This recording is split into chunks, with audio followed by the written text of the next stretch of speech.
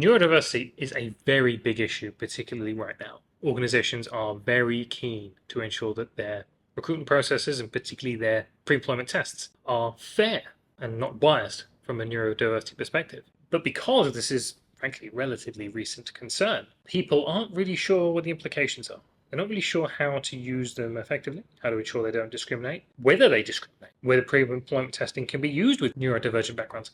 It can be confusing, but there is a lot of information out there. So what I'm going to do is I'm going to talk about some of the main kinds of neurodivergence and the relative impact of pre-employment testing, along with best practices on how to ensure fair and valid and pleasant candidate experience for people. Now, the first, and in my opinion, the most important, simply because it is the most common form of neurodivergence, is dyslexia. Now, people often, when they say neurodiversity, they often mean ADHD and autism.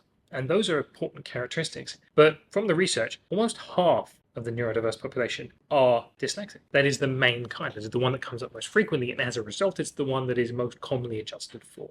Now, dyslexia fundamentally is disproportionate difficulty with verbal reasoning. Words get jumbled up, letters get jumbled up, it becomes very hard to read and use verbal information specifically, independent of overall cognitive ability. And it is particularly common. Maybe 10, 15% potentially of the human race is dyslexic. And as a result, we need to pay particular attention to this construct. Now, as you can imagine, verbal reasoning assessments, which make up a very significant portion of people's selection processes, this is where it is most difficult, particularly traditional verbal reasoning tests, which are fundamentally reading comprehension tasks. We need to read through a passage of information to decide whether particular conclusions can be drawn or not. That can be very challenging, particularly without any adjustment. Now, there are a number of things you can do here to ensure that this is fair. One, most obviously, is to give extra time. Dyslexic people will just need more time, and it makes sense to give them more time. And it is reasonable as an adjustment because in the role, almost certainly they'll be able to take any time they need in order to read. Rarely, almost never, would they need to read a piece of information in 3 minutes exactly. So it's fair that you can adjust those time limits. It's reasonable. It's a reasonable adjustment. Now, giving extra time, 25% is often the standard amount by convention. Sometimes people may have a specific amount they may need, and often there will be some evidence of that. They may have a certificate from an educational psychologist suggesting they need 40% extra time. Something like that. Perfectly reasonable if that's what. But there's more things. The other thing, you must ensure that the platform that you are using is compatible with screen reader software, browser extensions which help accessibility, other accessibility packages which can change the contrast, can change the text size, change the background. All of these things can help someone who is dyslexic read a little bit more effectively. And there's no reason not to make those adjustments, but the key thing is to have a platform that can accommodate that.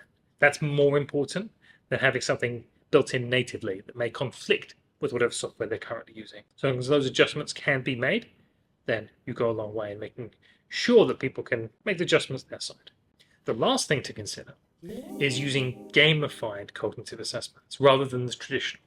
Now, people are often concerned that gamified assessments may have some sort of additional difficulty on the neurodiversity front, that somehow it will be more biased or more challenging for people from neurodivergent backgrounds. We think very much the opposite. And this is particularly the case with dyslexia, because traditional verbal assessments are very wordy, lots and lots of text, lots of opportunity fundamentally to get very confused and jumbled. Whereas gamified assessments are often almost language free. Often there's very little reading that needs to be done. It's often very non-verbal, which is just a huge inherent advantage on the neurodiversity front, specifically for dyslexia, which makes up almost an absolute majority of the cases. As a result, we think this is a big advantage when it comes to neurodiversity, specifically for this form. And as a result, it's definitely worth considering if you're looking to reduce bias in terms of neurodiversity.